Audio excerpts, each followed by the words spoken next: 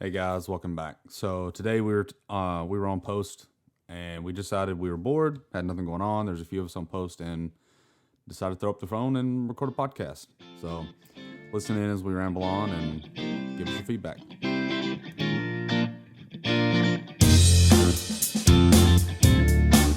All right, guys, welcome back to the podcast. So we are bored as shit, and we are on gate. So we're just gonna bullshit and see what happens. So I've got one of the guys here with me, and we're just gonna talk. It's military. You hate the military, is what you were just saying. Why do you hate the military? So the audio got cut off for some reason. So you were saying you hate the military. Why do you hate the military? I just don't have any more freedoms. No more freedoms. No more freedoms. I can't do what I want. I have to follow these stupid rules. It's dumb. But I mean, didn't you know that coming in? I did. No, I knew that. I knew exactly what I was getting myself into. Yeah. But I'm just like, alright. I hate it. And I knew I was gonna hate it. Yeah. I went from working at the elementary and high school that I worked at, Yeah. where I was basically my own boss. I was the only teacher in my subject. Yeah. So I didn't have to answer to nobody. The principal loved me, so when he would come do his evaluations, he would just go sit on the floor and check emails. And so we were just playing dodgeball, which we can't do, but I did anyway. You know, it was that, and I didn't get in trouble for it. Yeah, I have freedom. Well, I mean, I think you still have freedoms. You just have a lot more. What's the word? A lot more oversight. Yeah, I guess. Yeah, I mean, I get what you're saying. Well, and then also too, like, I don't like MAs or being an MA or the job MA. I chose the MA rate because the school is in San Antonio, which is 2 hours from my house. I thought I was gonna be able to go home to go see my daughter, but I wasn't because of COVID. And then yeah, so So have you thought about cross-rating to something else? I definitely have. Definitely. So if you cross-rate it to another job, do you think you would like it better and possibly decide to stay longer? Maybe. But, that's not... I don't think the Navy has what my passion is. Well, I don't necessarily know, right? Because we're talking and you enjoy teaching. So like for me, that's something that I really enjoy too. I'm really big about weapons. Yeah. I'm a Sammy, so I will teach about weapons, right? And I fucking love that because when it's something you're passionate about and you apply it to your job, it just makes it 100 times better. And seeing people once it clicks when you're teaching them something, and like, oh, I get it now, or seeing the fruits of that, like especially with Sammy, you get to see them shoot. So you get to see them, what they score or whatever, and then with a school it would be with a test, or if you're doing sports, how well they do, whatever. That I enjoy that. So I don't necessarily think that you can't do teaching in the military. Yeah. Well, and so, yeah. And, and I get that. But, I've been doing fitness basically since I was 19 years old. Doing fitness, doing sports since then. And so that's my passion. I'd rather be getting paid to do that, than... I just don't have a passion for the military. I mean, it makes sense. It's not for everybody. Yeah. I don't have a passion for it. I think a lot of people get stuck. And that's kind of why some people end up going the full 20. I think some people truly do enjoy it, but I also think a lot of it is, well, shit, I don't know what else to do. And, everybody in chain of command's like, oh, the outside world, there's nothing out there. And people are like, oh, God, no, I don't know. Yeah. And so people get stuck. Well, see, and I think, too, I talked to a lot of veterans before I joined, and a lot of them said that they wish that they would have gone in later in their life. Oh. Compared to earlier in their life. Interesting. And I see that, too, because I see a fresh 18-year-old fresh out of high school, still living with mom and dad. Now they are in this military environment, and they are so at first, why do they join? Probably because they don't have anything going, they don't know what to do. So then they join, But then they are put in that negative military environment. They don't like that control. They don't like that structure that they might be, I'm not saying everybody does, but, some people just might not like what their rate is or something like that. And they don't know, they don't know about cross-rating into something else or something like that. And then they just decide, oh, let's just get out. When you're older, you have a sense of adult life. Like I lived an adult, like my entire most of my 20s. Yeah. I was an adult most of my life, and then so I got here, and it really isn't that much different from a normal job. Well, yeah, I think the flip side of that too is like for what it was for me is looking back, it helped me grow up.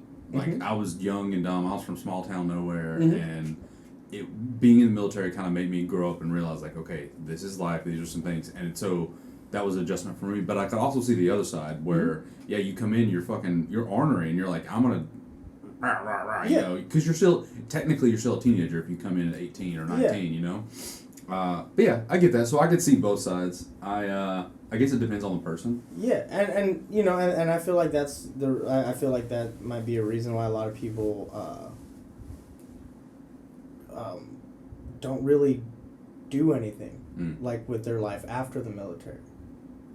I see a lot of people still working, very like, minimum wage jobs. Yeah. And I'm a veteran, I did this and that.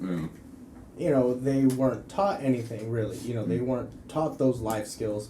So whenever they came back in the civilian world, it was just like, well, what kind of work experience do I have? Yeah. The military, but will that rate or whatever translate to something else? Like me. Like me being an MA, how does that translate into a teacher if I was just going, from here to there, not having any teaching experience? Yeah, well, I mean, I think there's the opportunity for you to have a little bit of experience, like I said, saying things like that. But in general, if you just came in, said I'm being MA, and that's it, that's all you ever did. You stood a gate, you rode around in the unit, whatever. Yeah, I mean, you got nothing. But I think it depends on your path. Yep. Because like if you became an MA and you got out and you're like, I'm gonna be a cop, well, in general that doesn't really translate. It does a little bit, like it gives you some it gives you an idea of how things will work. But in reality they're gonna look at your MA school, what the heck? Okay, whatever, go to the fucking police academy. Yeah. But the other rates, like I don't know, EN or a lot of the aviation rates and stuff. CS. Or even like CS. What? CS, you can be a culinary. And again, it's not, it's the same thing how you were saying MA into a cop. Yeah, they're going to be like, yeah, but hey, look, you have a general idea of how to scramble an egg. But like, not scramble an egg. But like if you do IT, you can get out and you can make big money with that. Yeah. So I think like they say, and a lot of the time that you talk to anybody, choose your rate, choose your fate. Mm-hmm. There's a lot of things that can correlate, and even within each rate, there are different things that you can do, different like C schools and stuff that you can go to that will give you better opportunities for things on the outside. Yeah. But like we were talking about earlier, there are also different programs for when you're getting out. Like we were talking about the boots to teachers. Yes. And then the skill bridge now is a thing.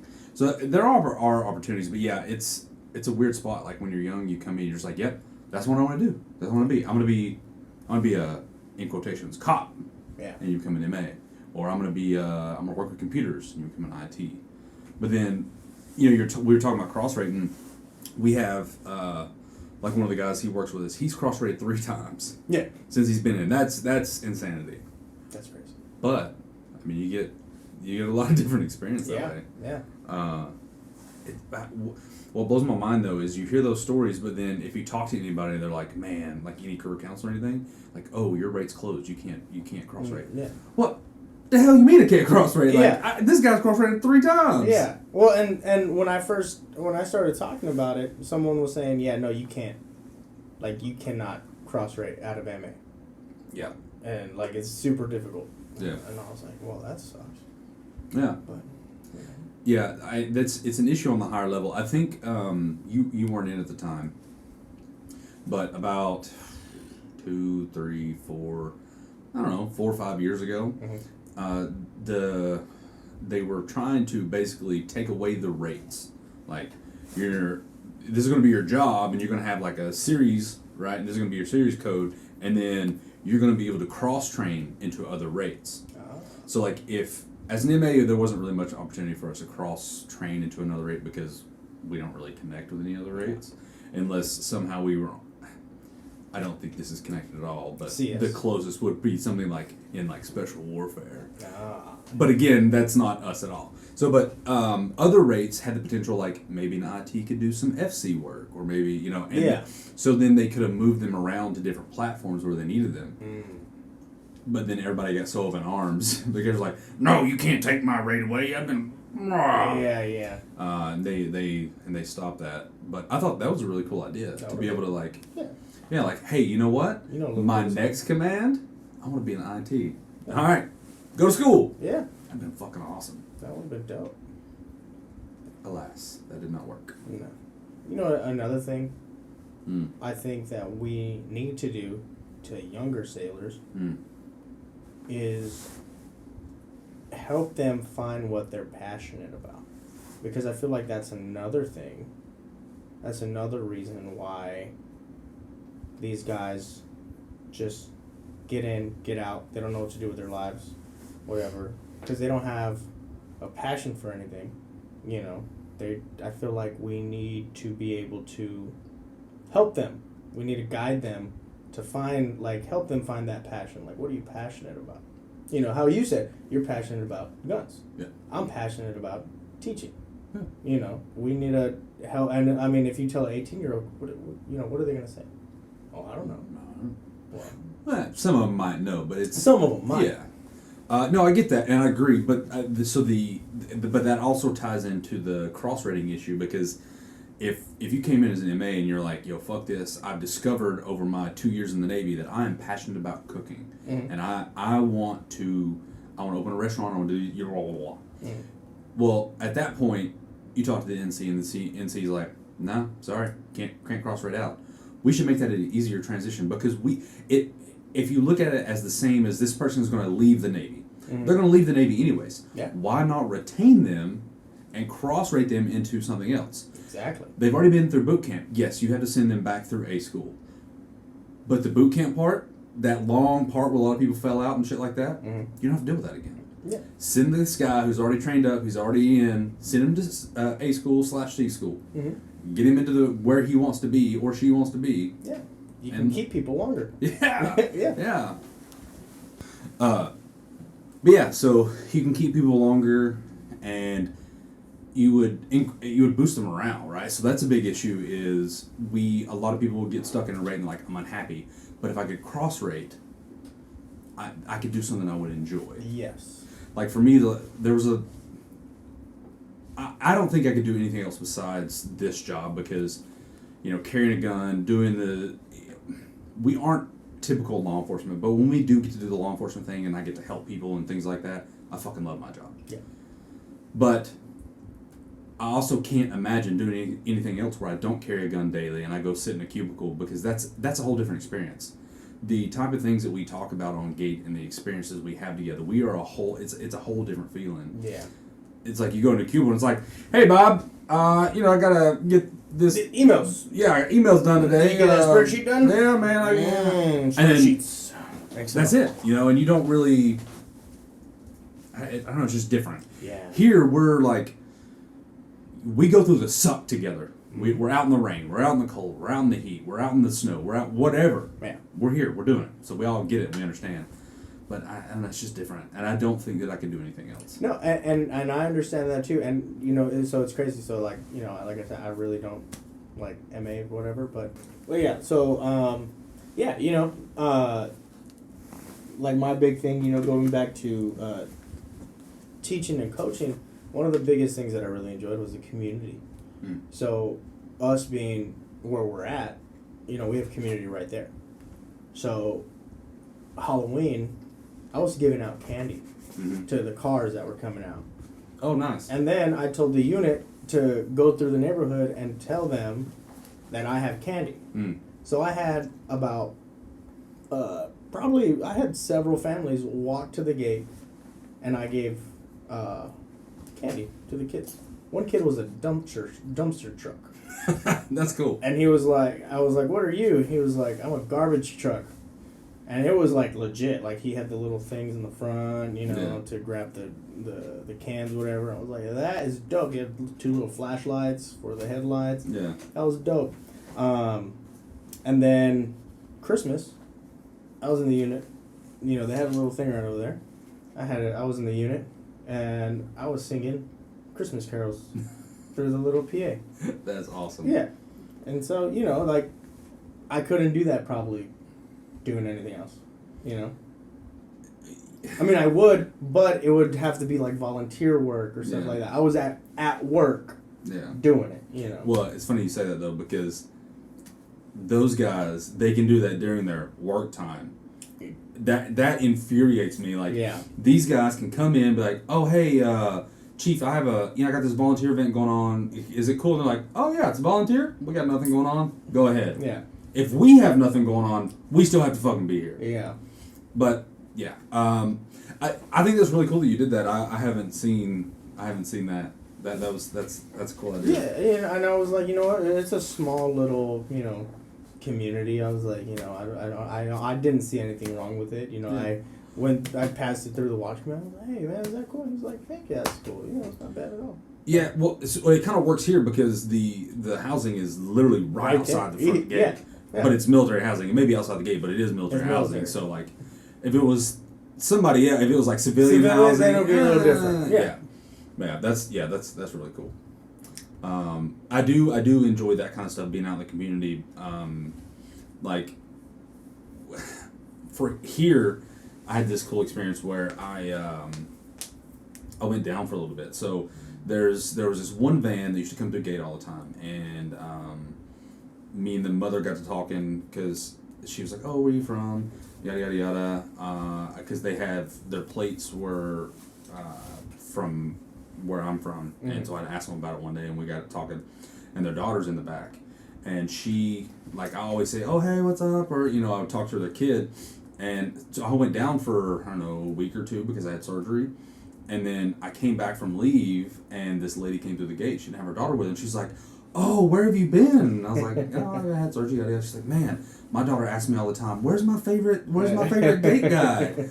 And I was like, "Man, that's so awesome." She's like, "Yes, I'm gonna go home and get her, and I'm gonna bring her back." And then she did. Yeah. She left. She came back, and she came through with her daughter, and I laughed and coked it up and fist bumped her daughter. Yeah. And that's a cool thing for me. I mean, and that's like the biggest thing for me. Like I try to talk to somebody as long as I can. Yeah. Especially if I see Texas license plates, that's when I'll like, "Hey, where you from?" You know, and then, you know, I met somebody that was literally 30 minutes from you know, and, you know, it's you know, small Navy, you know, and but yeah, I feel like we protect them, right? More or less, yeah. More or less. They should know who's protecting them. They should know. They should feel safe. You know, they shouldn't be like, "Oh, it's the MA." That I feel like that should never be the question. Like, "Oh, you know, it's this MA." Well, I think that's true for the civilian counterparts because they don't know the Navy. Mm-hmm. When it comes to the Navy, though, they see MA and they almost like civilian cops. They hate us until they need us. Yeah.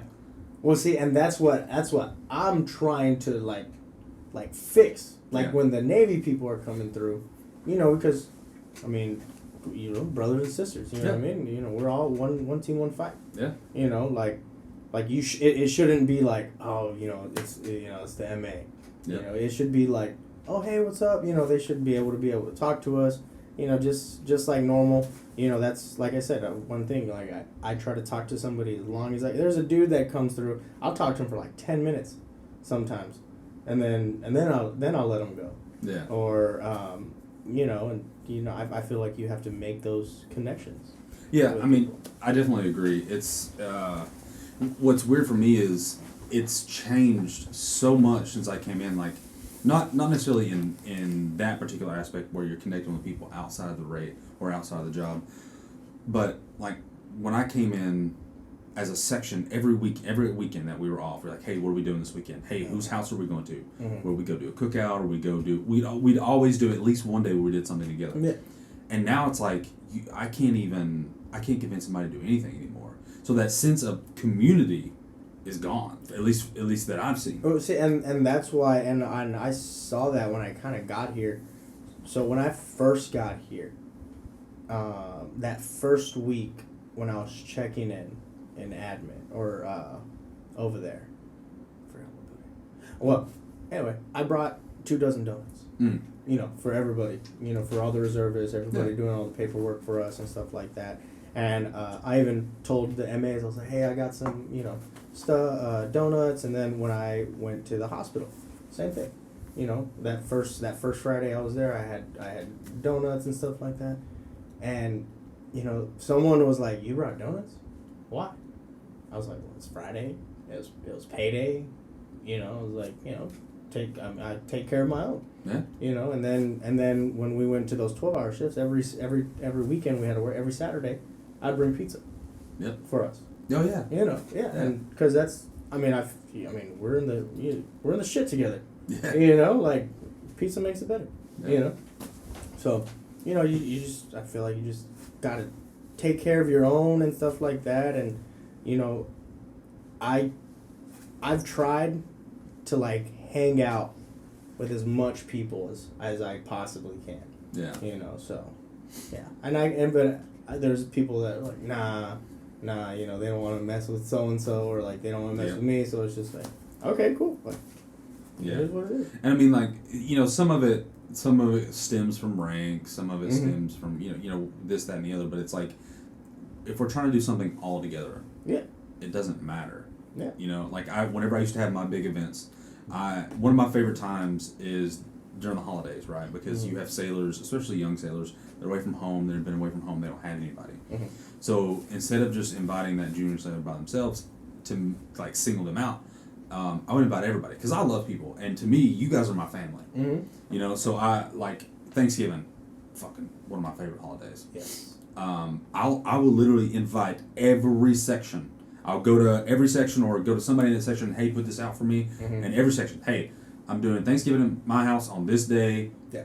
What can you bring? What do you want to bring? Let me know. That way we're not having a bunch of the same stuff. And when I do that, I'll even invite the chiefs. Like, hey, chief, I got this going on. I feel like that should be the chief inviting us over, but that's another story. But one day they'll see. But I'll invite everybody over, and a lot of the times, as long as I'm proactive about it, people will actually come. Yeah. Like my wife, when we did it one time, people didn't bring a lot of main dishes. People brought a lot of desserts. Yeah. Oh. And so she was like, oh my God, I haven't prepared enough food. So she's like in the kitchen freaking out, trying to make up some extra stuff and like almost having a panic attack. She's not really a people person, but it's kind of funny. We laughed about it after. But so like my tiny house ended up having like 30 people in it. And I was like, holy shit, we need to move this into the backyard. Yeah. But that's the stuff that I love. Yeah. Yes. And if you get the right community, that's how it is. But I don't know. It's just changed. It's not. Yeah. Yeah. See, and I was the same way. So this was my first Thanksgiving here, and I had a couple over that they're basically from the same area I'm from. Okay. But I didn't know him until we went to boot camp together, and I invited him and his family. He invited somebody else over. I invited a couple of MAs over. Well, my little apartment had like 15 people in there, but me and my wife, everyone else kind of like just brought like one small. Yeah. I cooked an entire chicken. I cooked an entire ham. My wife made a whole pot of macaroni. She did a whole thing of stuffing, and then we got like 2 pies. That was just from me and her. Yeah. For everybody, and. Yeah, and then we all ended up all getting drunk, watching the Cowboys game later that night. So, it was just fun. It was just a fun time. And, yeah. Yeah, and I can see, I can see that, We need to hang out more. Yeah, we do. Definitely. Definitely. We're learning so much right now. I know. Yeah, it's... we've kind of been all over the place. I don't know, man. This particular command is really weird. It's different. Yeah, I am not a fan of this place. Oof. Yeah, I have a cousin. He's an MA in Hawaii. Mm. They just had a mandatory fun day yesterday. Mandatory fun. Yeah. I was like, what does that even mean? And he was like, they made us go to the beach. I was like, you sound like you're pissed about that. I was like, yeah. Was it bad? Was it so? It was so stressful to go to the beach and have fun with everybody. Yeah, but the thing is, like, when they make it mandatory, it's like, fuck that. Yeah. But there's two sides of that. It's like, well, they make it mandatory and everybody shows up because they have to, or they don't make it mandatory and like 5 people show up. Yeah. So it's like, yeah. But I was like, we've never had a mandatory fun day, and so I asked him. I was like, are y'all working 12? I was like, y'all are doing like 12s like year round, right? Yeah. He's like, no, we're on 8s right now. Wow. I was like, damn. Okay. I was like, so y'all only work 8 hours a day, and y'all had a mandatory fun day in Hawaii. Must be nice. And that's another thing that trips me about this place. I've never been anywhere on 8s. I've never. Well, with the exception my very first command, when I got to Bahrain, we were on 8s for about 3 weeks. And then we switched to 12s. And ever since then, I've never been on 8s. So this place, when I got here, I was like, what the fuck do you mean we're on 8s? Yeah. Hawaii's different too, though. I don't know if it's like the environment of Hawaii, but I've noticed a lot of those guys like Ohana. Ohana means family, and a lot of people when they get there they embrace that. Yeah. So I don't know if that's just a Hawaii thing or what, but yeah, I don't really want to go to Hawaii. Because you're pale. Yes. You would burn. Yes. Like a lobster. Yeah. And you look like the type that after you're done burning. Yeah. You just go back to pale. Yes. Yeah. Yes. I don't tan. That makes sense. Yeah. I get it. Yeah. I don't like the beach either. Sand. Oh no, I hate the beach too. Yeah.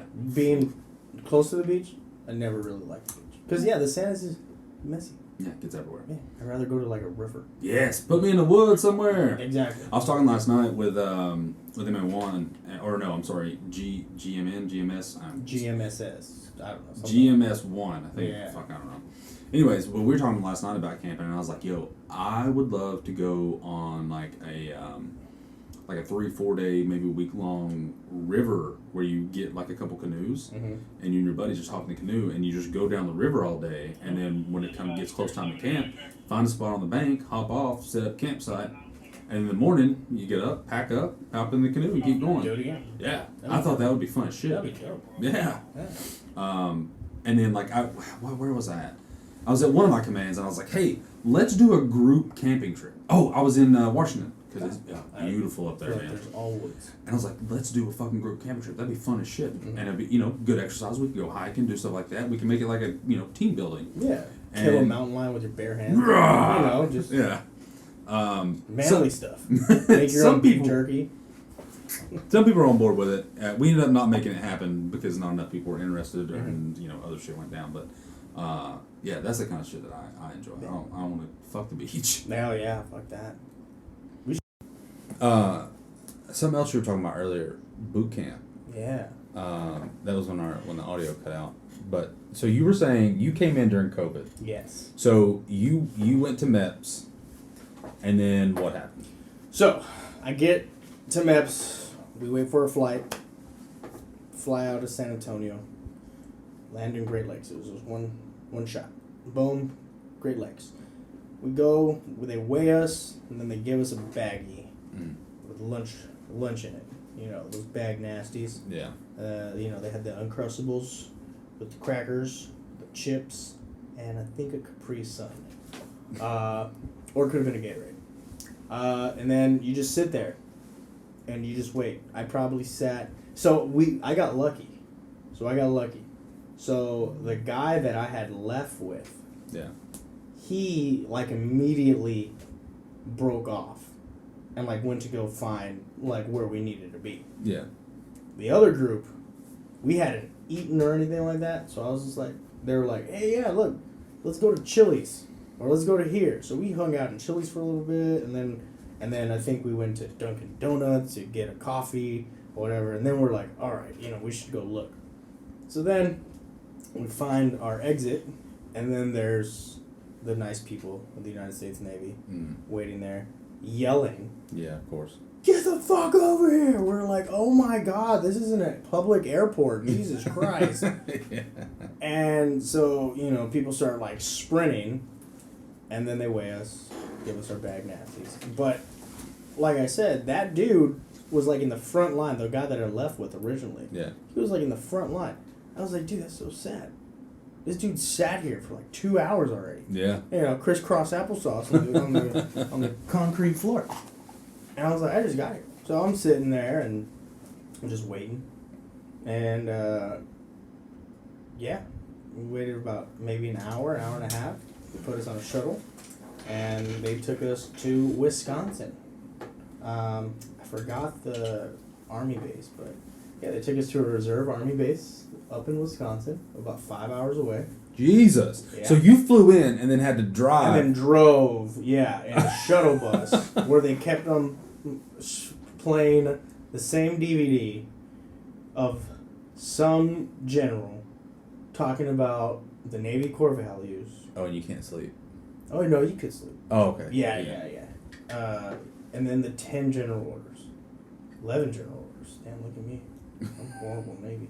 And, so we get there, then, they're yelling, get off the bus! We get off the bus. We have our sea bags with us.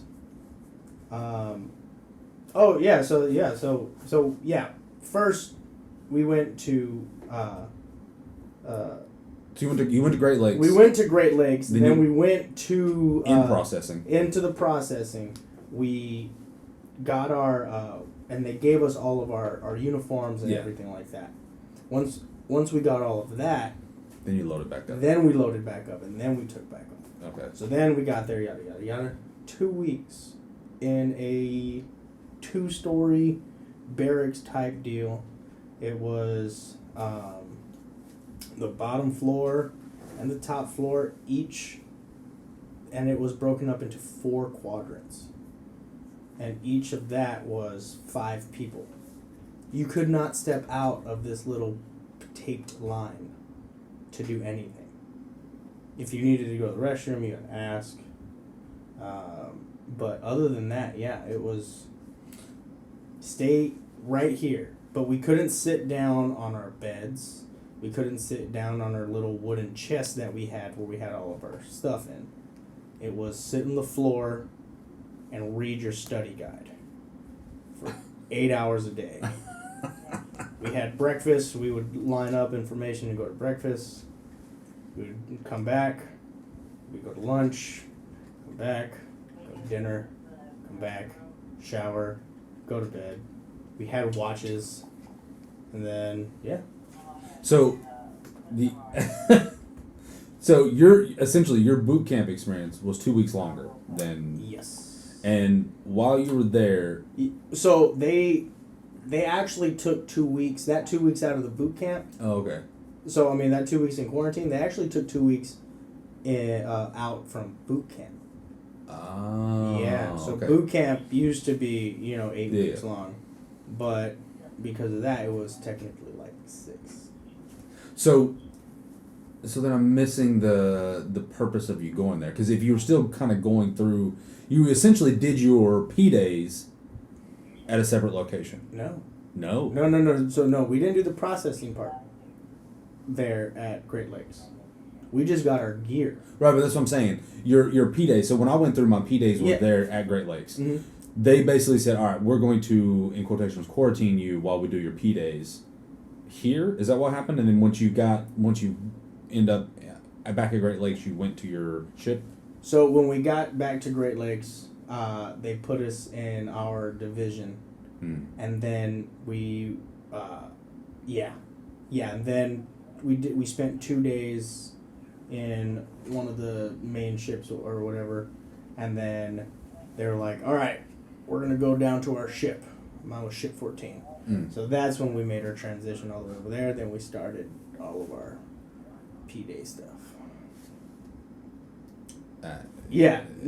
So like the quarantine was just we did absolutely nothing. It was 2 weeks of just sitting down. There was no knowledge given to us. No nothing. It was just read your book. So was the facility set up like the ship, like you had a bunch of bunks and stuff, and then like you had your select area where you had to be, or like what, like how was the setup? So the setup was, it was one just open space room, and there was about 25 beds. Yeah, so like the ship, like when you got to the ship, you had your somewhat, okay. but less people, right? Yeah. So it was only 25 of us or 20 of us in there. Yeah. And that's where we would just, like I said, sleep, sit down, study. Okay, so... And then, well, the purpose, I guess, was they tested us for COVID. Mm-hmm. And every morning they had to check our temperature. If you had a fever or your temperature was higher than normal, you got removed and went to go quarantine somewhere else for 2 weeks. And then you went back to quarantine again. Damn. Yeah. Damn. That sounds like a shit show. Oh, yeah. No, it was, there was a thing called the Ring of Fire. So, when in boot camp, if one person tested positive, everybody around him had to go quarantine. Holy shit. Yeah, so that means his bunkmate and the 2 people to the left and the 2 people to the right of him. Everybody had to go. That sounds miserable. And they left the division. We had a group. We were about to graduate. And these guys, someone tested positive around them. And, yeah, they got the Ring of Fire. And 2 of those guys were MAs. So they didn't go to C or A school with us initially. We were like almost halfway done whenever they got there. So that was the other thing. So after we graduated, normally you get to go have your little freedom, right? Yeah. Well, no, not us. We went straight back to our ship. Mm-hmm. Once we did that, I think it was like 2 days or so. And then that's when they kind of dropped all the recruit stuff and, well, our RDCs were gone. They were on to the next group. Yeah. And so we had this new guy, and he was just like, yeah, you guys are sailors, y'all just don't mess up. He was like, and y'all just wait to leave. So we were just waiting that day, and one of the chiefs comes in. He's like, all right, if you're an MA or a corpsman, you're leaving tomorrow. So we're just pumped, right? Yeah, we're leaving. So the next day comes, we go down, we grab our box with all of our stuff that we came in with, and we're waiting in this room for about an hour and a half. And then dude comes in and says, hey, yeah, you're not leaving. Flight got canceled. I'm like, what? So they're like, yeah, go back to your ship. Or to your room, whatever. So we went back to our rooms. We're the only ones with these boxes and stuff like that. And we have our phones. Yeah. Right? And that's a big no-no. Right? Yeah. Not have your phone. So everyone else was kind of like hiding their phone and stuff like that. I went straight up to the second class, and I was like, hey, man. I was like, I was supposed to leave today. They gave us their box. I got my phone on me. Do you want it? I don't know how that works. So they just keep it. Don't turn it on. I was like, all right, cool. Turned it on. Text my family. Tell them I'm alive. And then I had so many people just like, hey, can you text my mom? Can you text my girlfriend? Can you text them? Can you text them? So I had to text a bunch of random numbers like, hey, your son's alive. Your boyfriend doesn't love you anymore. I don't know. There's a whole bunch of stuff. And we ended up staying there a whole extra week until we finally got a flight out. And then that was that. That was my... So did you have to go, like, when you left and you went to A school, was the whole COVID shit, like, was that a big deal there, too? Yes. Yeah, so, once we landed in San Antonio, we went straight, like, you couldn't, nothing else. We went straight, go get your bag, and then, they gave us a little, like, briefing, and then they sent us straight to the schoolhouse. Once we got to the schoolhouse, they put us right in our rooms. Did you have to quarantine there? And then we had to quarantine again before we started. Jeez, man. Yeah. So, but then here's the one that really got us, right? So, Christmas time, right? Yeah. I was in A school during Christmas time. And people in Texas did not have to quarantine. People that were going out of state had to quarantine, right? Okay. Well, for some reason, it was someone's bright idea to get everybody out the day before we had leave. They pulled everybody out of their rooms. They said, go empty your rooms, put them in your sea bag, and we're going to give you a new room. Exactly. Makes no sense. Yeah, you're looking at me weird. Yeah. Exactly. It made absolutely zero sense. So what they did was they put everybody that's going to or that lived in Texas Yeah. in one barracks building. That makes sense. Which makes sense. But my buddy of mine wasn't going to Texas. They still pulled him out of his room and put him in that building. Okay. Yeah. So that was weird. So that didn't make sense. But so then we come back, right? Everyone has to quarantine except for people from Texas. Yeah. Which was nice. Well, we get a guy. They're like, hey, you guys are getting a third roommate. We're like, all right. And he comes in. I was like, hey, so what part of Texas you from? He's like, oh, I'm not from Texas. He's like, I'm not from Texas. I'm from Vegas. I went to Vegas. What? I was like, oh, okay. So what are you doing here? He's like, I don't know. I just got told. Okay. Before we were so rudely interrupted, you were saying you got this guy from Vegas. Oh, yeah, so we got this dude from Vegas. And I was like, oh, okay. So, does that mean we have to quarantine now? And he was like, I don't know. I was like, interesting. So, the dude comes into our room. Mm-hmm. And, it was probably something dumb for me to say, but I asked him. I was like, hey, he's from Vegas. We're from Texas. He has to quarantine? Do we have to quarantine? He's like, no. Y'all don't. But he does. Yeah, it makes perfect fucking sense. I was like, okay, yeah, I get that. Perfect. Cool. Yeah. Wow. That was dumb. So, yeah. That was brilliant Navy. The thing that gets me about the Navy is sometimes they'll have great ideas. And they're like, cool. And then they go to execute it. And their great idea takes a turn and becomes fucking retarded. Yeah. Yeah, it was... I was just like, okay, yeah, whatever. I did make a lot of money, though, that day, that week. Yeah. Everyone, hey, can you go to the next for me? Hey, can you buy me this? Can you buy me that? Of course I can. Cost you about $20. Yeah, and yeah, they were like, they would like give me like 20. The thing was like $5. And yeah. Like, just keep change. All right. Delivery fee and processing fee. Yeah, you were Uber for the fucking schoolhouse. Yeah, exactly. DoorDash. Yeah, that's crazy, man.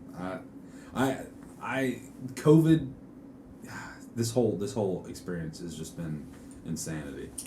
You got the shot mandates. You got people denying the shots. You got quarantine on the ship. So this is the weird thing. When we were out on the ship, we were out before COVID really became a thing. So as we got on our return path, they're like, all right, we're gonna move everybody. So typically you have each department has its own berthing. Mm-hmm. Some departments have to berth together, some don't. So I was saying on the ship most departments berth. They have their own berthing, but some departments will berth together. Like we shared a berthing with deck department. Anyways, we're working our way back, and they're like, all right, you guys have to start wearing masks. We're like, what the fuck? Why do you have to wear a mask? We've been out. Like we don't even know what a mask is. We're COVID free. Yeah. And CO was like, nope, we're going to start implementing all these COVID procedures. So not only did we implement where we had like set dining times and there was like a special way to do it, and you had to like, they would make your plate and then hand it to you sealed up, and then you had to go sit at this table, and you could only sit 2 people to a table, and you were like diagonal, and it was a shit show.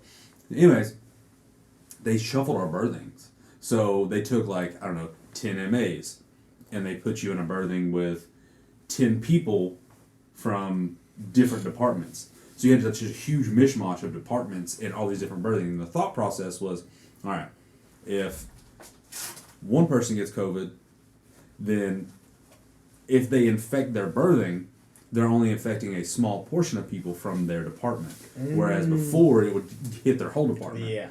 But that was a shit show, having to move everybody around, because that's a shit. You're on a carrier. Yeah. That's 2,000, 3,000, 4,000, 5,000 people that you have to shuffle around. Yeah. That was a shit show. But that was weird to me. It's like, COVID is insane the way it's made things happen. Yeah. What I find funny about it too is that we didn't do a PRT for 2 years. Yeah. And then they're like, oh yeah, we gotta start doing the PRT again. And then they added planks. Oh, so PRT. So with the PRT, it's like we either need to go all in on the PRT or just get rid of it. Like, clearly the Navy was able to function without the PRT for 2 years. Yeah.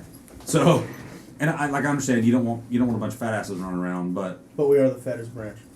For real. And I don't remember where we left off. What were we talking about? PRT fat. Oh, okay. So yes, but here's my thing about that is I'm a big dude, right? And I'll be the first to tell you that I need group PT. I fucking hate it, but we need to have it. So if you look back at the old time Navy, right? These guys were up on the flight deck, fucking PTing, yada yada yada. Yeah. That's not our culture anymore. Yeah. And what aggravates me is you're an officer or a chief is like, oh well, you should be in shape, motherfucker. I see you in the middle of your workday out here running. Yeah, you have time. When the fuck do I have time? Yeah. You're gonna work a 12-hour shift, and then tomorrow you gotta work a 12-hour shift. But your 12-hour shift, you have to come in an hour early because you have to arm up. Oh, and then by the time they relieve you and you leave, that's 30 minutes later. Oh, and then you gotta drive home, and so it turns into a 15-hour day. And it's like, when do I have time with my family? When do I have time to accomplish the things that I need to accomplish outside of work? You don't. Exactly. But they still expect you to go to PT. Of course. Because PT is king. Because, if you don't do 10 arm circles a day, how are you expected to do 80 push-ups in 2 minutes? Yeah. Because, honestly, I'm going to tell you right now, I'm in the best shape of my life. I've never done more push-ups in my life. But I think it's all because of those arm circles. Yeah, arm circles, man. Yep. Tearing it up. Do it now. Yeah, that's all. Shoot. And then those 2 warm-up laps that we have around the tennis courts. Oh, man. They were supposed to redo the PT system, wasn't I hope so. To an actual PT. Yeah, because they're supposed to get rid of a lot of that fucking running. Because they found out over years it was damaging people's hips, Yeah. joints and shit. Which we should probably make people swim. So they would do We're in the like Navy. a CrossFit type thing, I think. Yeah. Yeah. No, I think they should just do put us in a field for a day. See who survives. If you don't, you're out of the Navy. And you're dead. Yeah, you're also no longer alive. Damn. It's called survival of the fittest. Well, I also think that with the PT, it should be platform-based, right? So it should be platform-based and it should be rate-specific. Yeah. So, if you're on a ship and you're an MA, okay, what do you do as a ship on an MA? Well, you go stand gun quarters and stuff like that. Okay, so how fast can you go from the armory up 2, 3 flights, decks, whatever, and to your post while wearing your gear? Okay, so then question. Yeah. Could CSs be fat? Oh, that's a good point. Because okay, so you've never been on a ship. Never in my life. And I never I joined the Navy to not be on a ship. Yeah, I know, me too. Hey, y'all join the Navy now, but they should get on the ship. That's crazy. Because I wanted to be a MA. I'm going. You still want to go on the Navy. You still want to be on the ship. You want to travel. Nope. I want to travel. I did enough traveling getting up here to Virginia. Y'all should have been in the Army, man. I should have. I should Y'all have should have been in the Army and Air Force. Yeah. I should have done anything else. Yeah. I should have probably got my degree. Yeah. Okay, so on a ship, you, no matter what group, what department you're with, unless you're security is fucking different. Yeah. Or reactor, but you are part of a like a fire squad, right? So whenever gun quarters gets called away or battle station or whatever, you go and you have to, man a hose, or you have like a specific job that you have to go to. Yeah. So then technically, no, CSs couldn't be fact because they would still have to report to that spot. Then they have to be able to man hose or whatever they're doing. Okay. Scuttles, So hatches and all that shit. Shore duty. Okay. CSs. Could they be fat? See, No, they can't be fat. No. Well, no, but we're talking about if it was platform and rate specific. Because I don't want to have food cooked to me by this skinny person. Because obviously they don't have any taste. You know what I mean? Where's the best food? In the South. Where's all the obesity? In the South.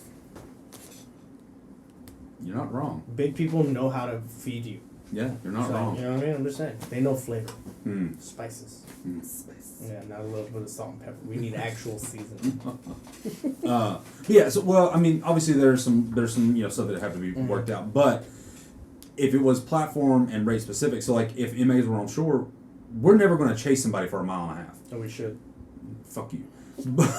But if we were to chase them, the longest that we would chase them is 30, 40 yards, right?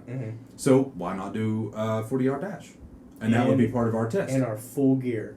Jesus. Full tactical. I also think that we shouldn't have to wear these heavy-ass boots. No, I think we should. I mean, in general, not during the No. The boots save us. They save Where they save us from? Because. Have you ever seen Dragon Ball Z? Yeah.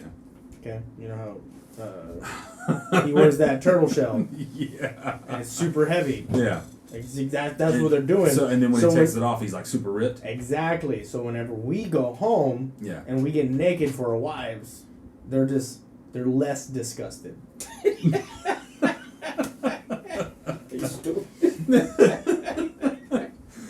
Oh man. That's disgusting. Not fully, because we sit down for 12 hours. Yeah. But imagine if we had light gear. Oh, we'd probably be eating more.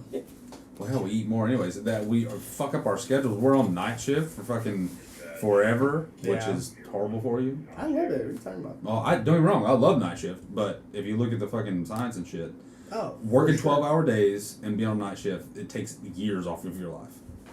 Perfect. I'm Mexican, so I'm gonna already live to be like 112. So get to average, 70. Yeah. Back in my day. Yeah. See, and that's the crazy thing. Like, think about it. It probably,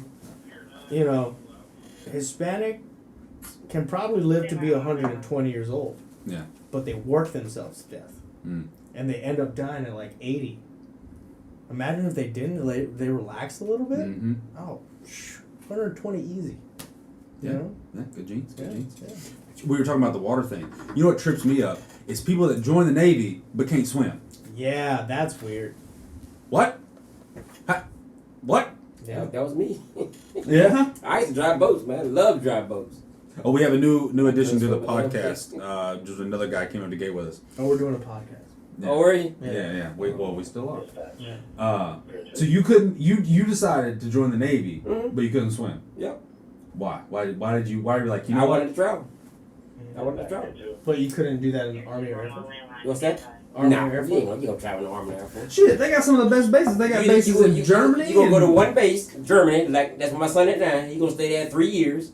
Then he either come back up here to Oklahoma, because they only got certain spots they can go. Yeah. Or either over here Fort Story, Okay, I get that. Yeah. I get that. I Maybe travel. you get on a ship and you go to 6 different months, you gonna ports. see half the world. Yeah. Yeah. Well, but like when I was in Sicily, I flew all over. So on my long weekends, or even just in general while I was there, I would put in leave. We went to the UK. We went to.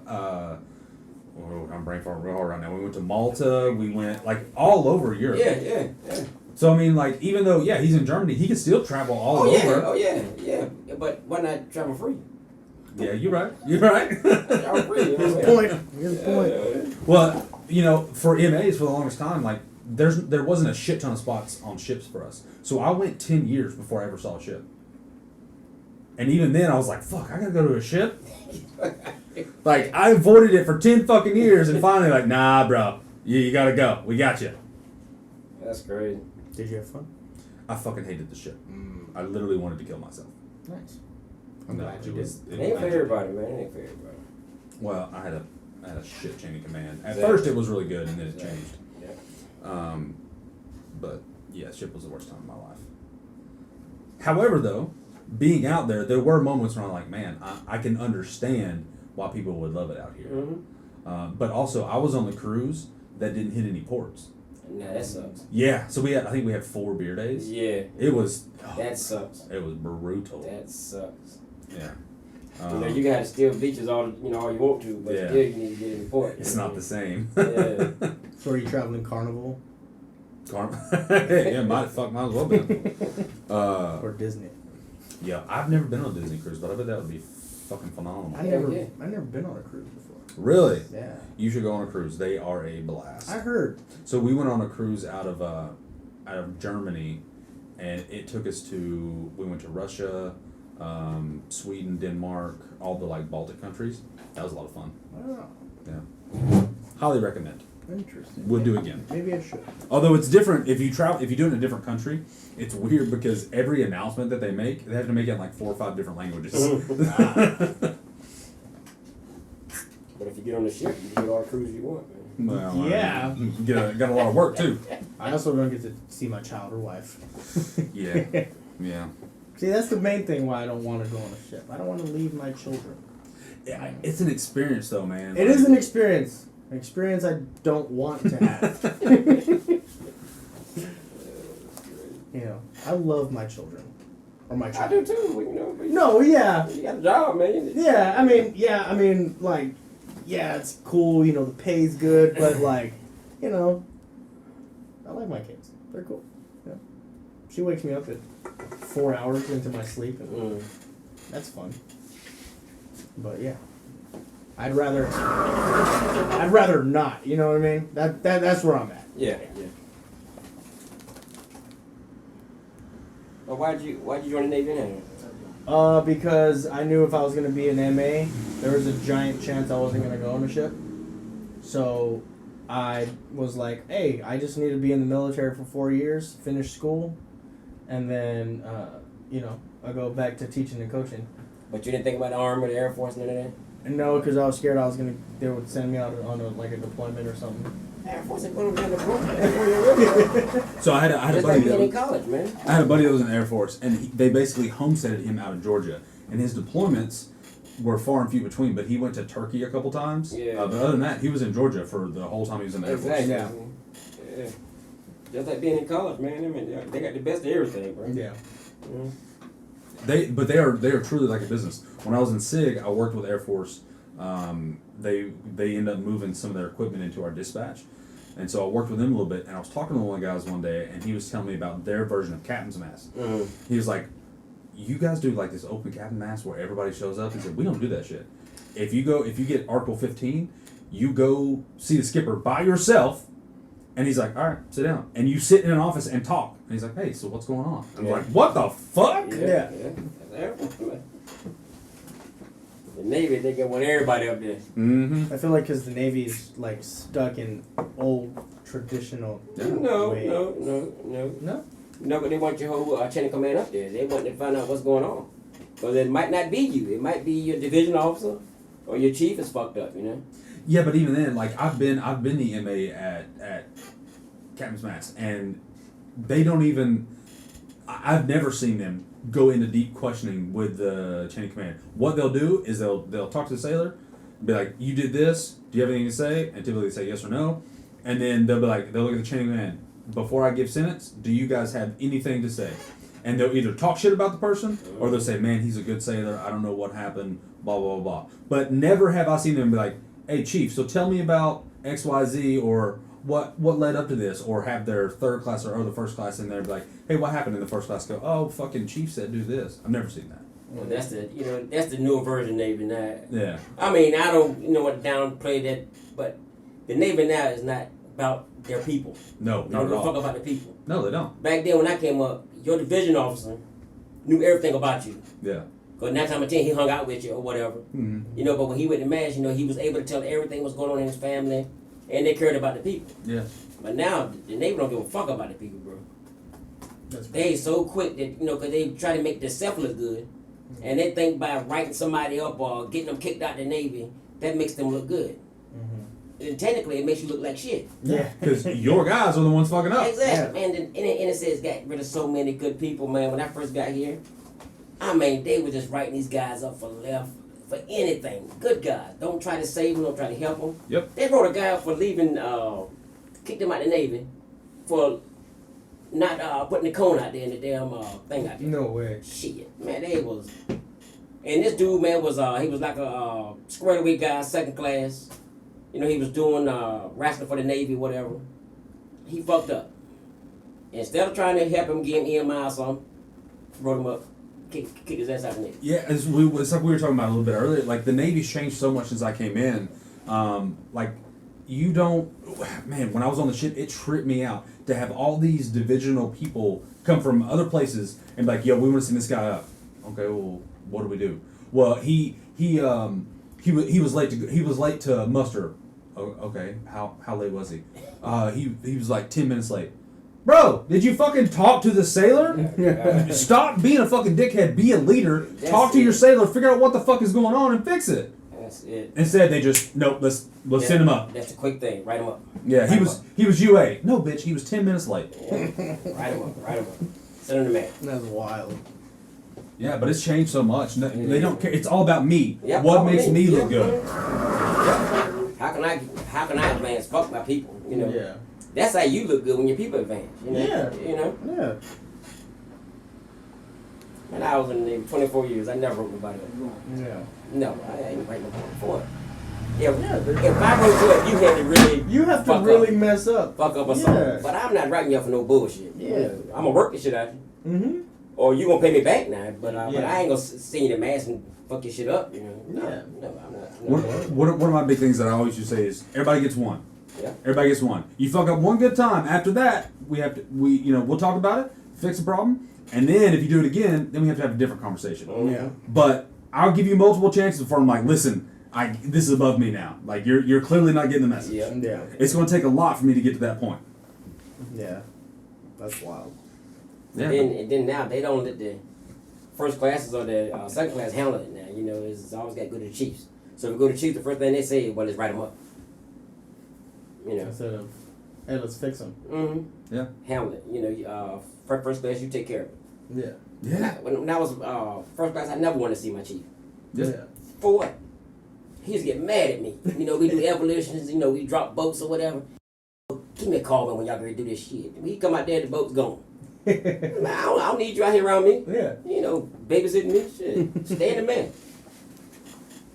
That's not the thing anymore. So that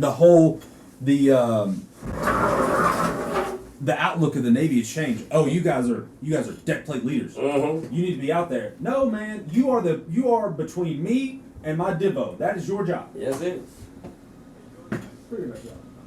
Put out fires, that's it. Put out fires.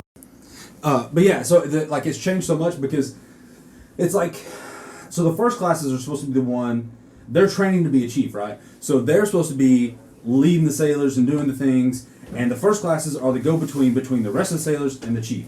The chief is the go-between the first class and the officer. Mm-hmm. And then the officer, or the Divo, and then the Divo is the go-between with those sailors and the department head.